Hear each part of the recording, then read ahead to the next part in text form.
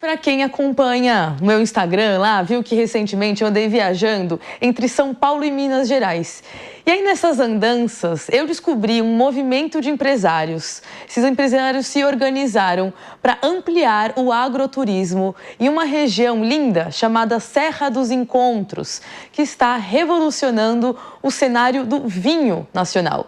E para falar a respeito, nós convidamos o Juliano Lourenço, ele é vice-presidente da Associação dos Viticultores da Serra dos Encontros. Juliano, você me contou que a associação existe desde 2022, são 27 associados, se eu não me engano, e mais de R$ 1 bilhão investidos nessa iniciativa privada aí para fomentar a produção de vinho nessa região que está muito bonita de visitar. Onde exatamente vocês estão localizados, então, né? A gente está falando dessa Serra dos Encontros. Que encontro é esse? E conta um pouquinho desse histórico para a gente também, da criação da associação, dessa mobilização de vocês por aí. Perfeito, Mariana. Na verdade, a gente está na Serra dos Encontros, né? Onde é a Serra dos Encontros? Basicamente, é um encontro entre serras, entre São Paulo e Minas Gerais, né? E a gente representa um quadrilátero, capitaneado por Espírito Santo do Pinhal, Santo Antônio do Jardim, Jacutinga e Albertina. Então, são duas cidades do estado de São Paulo e duas cidades do lado mineiro, exatamente. A logística nossa é muito favorável, estamos a 2 horas de São Paulo, 2 horas do interior do estado de São Paulo, Ribeirão Preto, por exemplo, e menos de 60 quilômetros de Poços de Caldas e 1 hora de Viracopos, Campinas. Então, é um posicionamento bem privilegiado, modéstia à parte. Muito bom. E aí vocês começaram a se organizar, então, em 2022. Eu queria entender se isso parte, inclusive, desse pós-pandemia, porque nessa época, vamos lembrar que muita gente estava procurando fazer turismo a céu aberto, indo para as montanhas. Queria saber se tem a ver com esse período, então. E é isso, são 27 empresários que estão localizados, se encontraram nessa serra, é isso? Perfeitamente. Na verdade, eu acho que a pandemia veio para potencializar tudo isso, obviamente, né? O turismo de pandemia se provou que hoje a gente consegue viver de qualquer lugar, né? Então, o campo, antes visto como simples, na verdade, ele passou a ser considerado como um novo luxo, né? Por oferecer o silêncio, o tempo, o espaço, a comida de verdade, a vida dentro do campo, né? Então, na vida urbana atual, né, antigamente marcada por o barulho da cidade grande, na pandemia ela se provou isso, né? Hoje, com uma boa internet, um bom lugar, você consegue trabalhar, criar, e a gente está dentro desse ecossistema. Então, hoje, a nossa região, a nossa associação, a VINE, a Serra dos Encontros, a gente contempla 27 associados, produtores de vinho, né? O vinho de inverno, o vinho fino aí, no sistema de dupla poda, e a gente está dentro do ecossistema hoje que o produto já se mostrou com qualidade, né?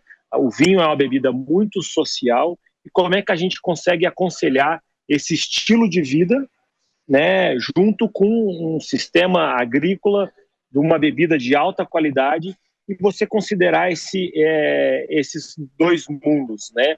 O mercado mundial do turismo rural, cada vez que se passa, ele vem se provando com uma previsão e uma crescente muito grande. Então, a gente fala, né, que hoje você consegue estar numa cabana a 1.300 metros de altitude, no alto do morro, desconectado do mundo da cidade urbana, mas ao mesmo tempo conectado com tecnologia e ao mesmo tempo com trabalho, com rotina, com social e por aí em diante.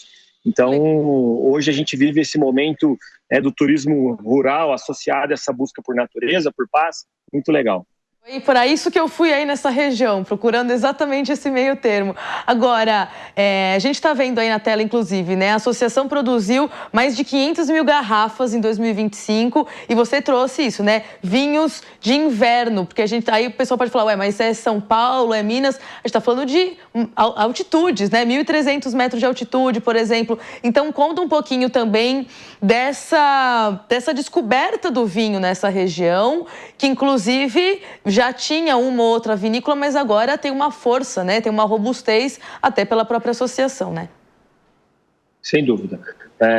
O vinho, esse ano agora de 2026, a primeira vinícola a chegar na nossa região, ela vai fazer 20 anos.